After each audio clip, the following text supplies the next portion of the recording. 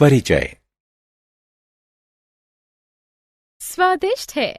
ये भोजन बहुत स्वादिष्ट है।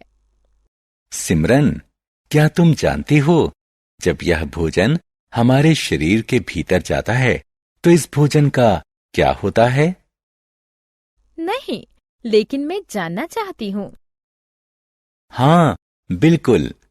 हमारे शरीर में अनेक प्रकार की ग्रंथियां और अंग होते हैं जो भोजन से जरूरी पोषक तत्व अवशोषित करते हैं और अनुपयोगी भाग को उत्सर्जित करते हैं। ये तो बहुत रोचक लगता है। क्या तुम पाचन तंत्र के बारे में और जानना चाहती हो? हाँ, जरूर। छात्रों, आज हम पाठ जंतुओं में पोषण शुरू करेंगे, जिसमें आप जानेंगे कि जो भोजन हम ग्रहण करते हैं उसे हमारा शरीर किस तरह पचाता है।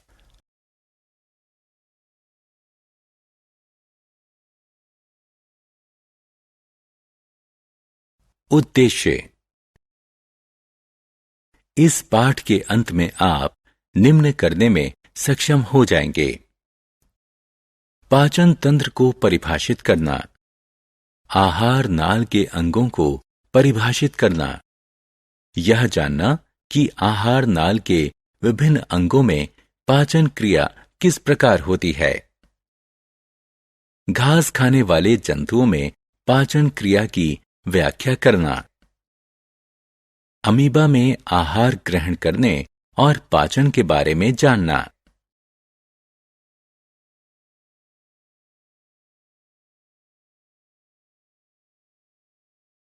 पाचन क्रिया क्या है? हम सभी जानते हैं कि भोजन जटिल तत्वों से बना होता है, जिसमें कार्बोहाइड्रेट, वसा और प्रोटीन शामिल है। हम इन तत्वों का इस्तेमाल इस तरह से करते हैं कि ये साधारण तत्वों में टूट जाते हैं। भोजन के जटिल अवयवों का साधारण पदार्थों में टूट जाने की क्रिया पाचन कहलाती है। आइए अब हम मनुष्य में पाचन क्रिया का अध्ययन करें। आहार नाल। आप ये जानने के लिए उत्सुक होंगे कि हमारे शरीर के भीतर भोजन आहार नाल से होकर गुजरता है, जिसे हम सामान्य रूप से पाचन क्षेत्र कह सकते हैं। इसमें मुख गुहिका, भोजन नलिका या ग्रास नली, आमाशय, छोटी आंत, बड़ी आंत और मलद्वार होते हैं। आइए अब हम जानें कि पाचन क्षेत्र के विभिन्न अंगों में भोजन के साथ क्या-क्या होता है।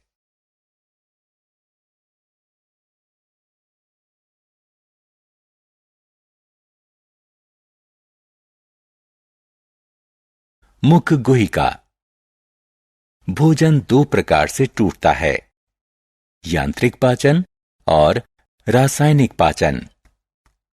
जब हम भोजन को अपने दांतों से चबाते हैं तो भोजन टूटता है, जिसे यांत्रिक पाचन कहा जाता है। भोजन का रासायनिक रूप से शरीर के अवशोषित करने लायक अणुओं में टूटने को रासायनिक पाचन कहा जाता है। दोनों प्रकार का पाचन मुंह में होता है।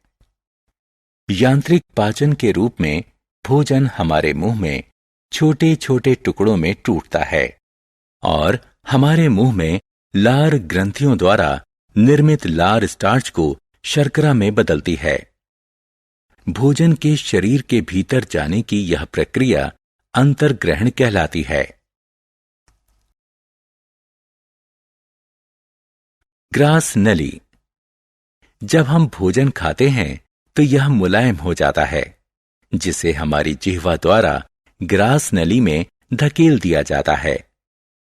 ग्रास नली लंबी ट्यूब जैसी होती है जो गर्दन से सीने तक होती है। इन्हीं भित्तियों के हिलने से भोजन आमाशय में पहुंच जाता है।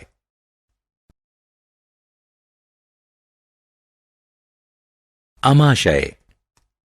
आमाशय आहार नाल का सबसे मोटा अंग होता है। यह चपटे यू के आकार का भित्ति युक्त बैग होता है।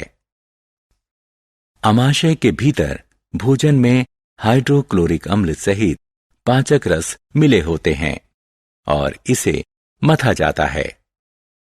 ये रसायन प्रोटीनों को साधारण तत्वों में बदल देते हैं। श्लेष्मा की परत हमारे अमाशय की अम्लों से रक्षा करती है। छोटी आंत।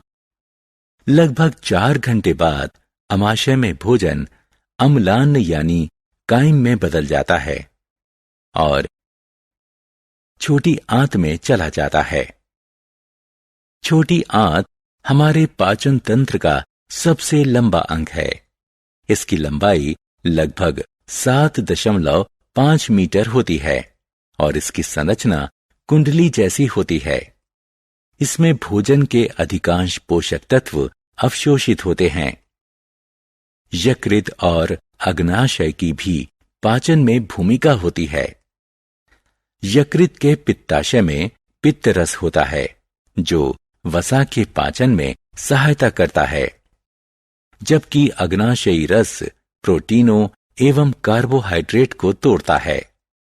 उसके बाद आंशिक रूप से पचा हुआ भोजन छोटी आंत में पहुंचता है और आंत्र रस कार्बोहाइड्रेट को साधारण शर्करा जैसे ग्लूकोज, वसा को वसीय अम्लों और ग्लिसरॉल और प्रोटीन को अमीनो अम्ल में बदलता है और भोजन की पाचन क्रिया पूर्ण करता है। अब पचा हुआ भोजन रुधिर प्रवाह में पहुंचता है। हम इस प्रक्रिया को अवशोषण के नाम से जानते हैं।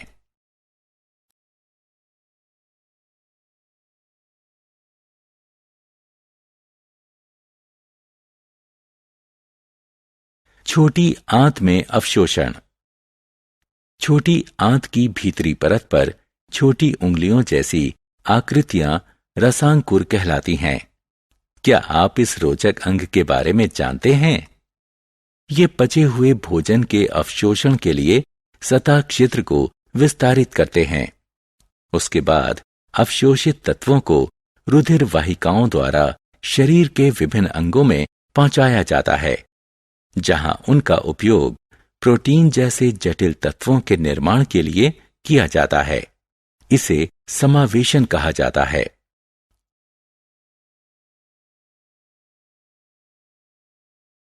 बड़ी आंत। जब काइम बड़ी आंत में पहुंचती है तो यह बिना पचे हुए भोजन से अधिकांश जल व कुछ लवण अवशोषित कर लेती है।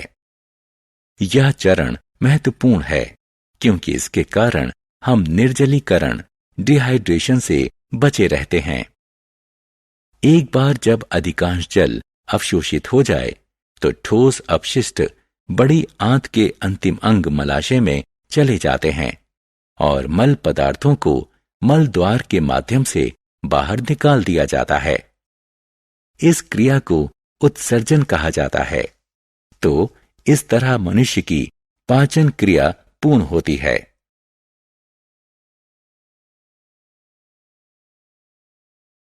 जुगाली। क्या आपने कभी गाय को चबाते हुए देखा है? विशेष रूप से तब जब वह कुछ खा नहीं रही होती है। गाय जल्दी जल्दी घास को निगल जाती है और इसे प्रथम आमाशय में इकट्ठा कर लेती है।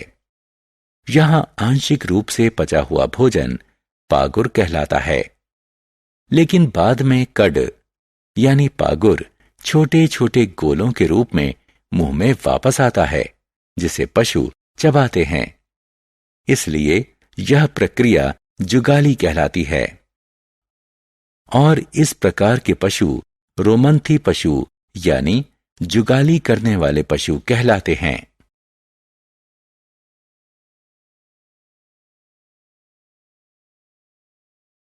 अमीबा में पाचन क्रिया।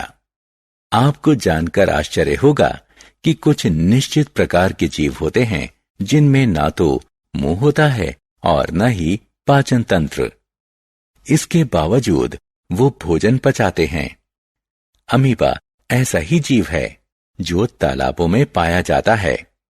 यह एक कोशिकीय जीव होता है और आप इसे बिना सूक्ष्मदर्शी के नहीं देख सकते। इसमें कोशिका झिल्ली, एक गोल नाभिक और इसके कोशिका द्रव्य में रिक्तिका होती है।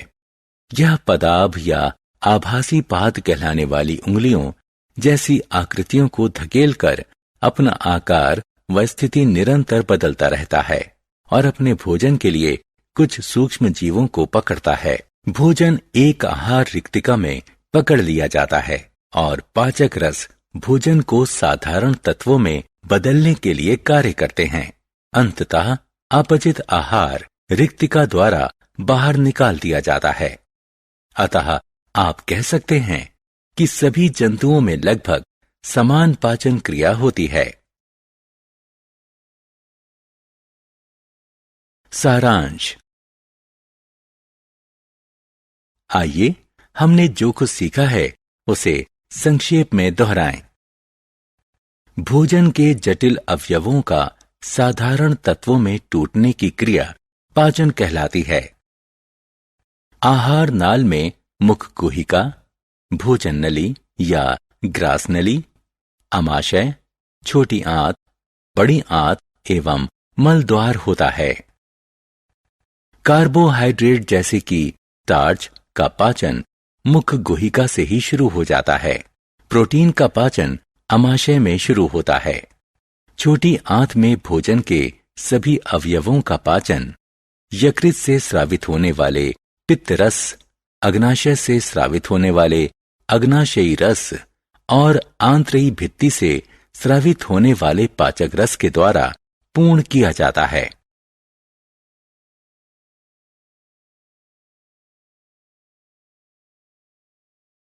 अवशोषित तत्वों को शरीर के विभिन्न अंगों तक पहुंचाया जाता है।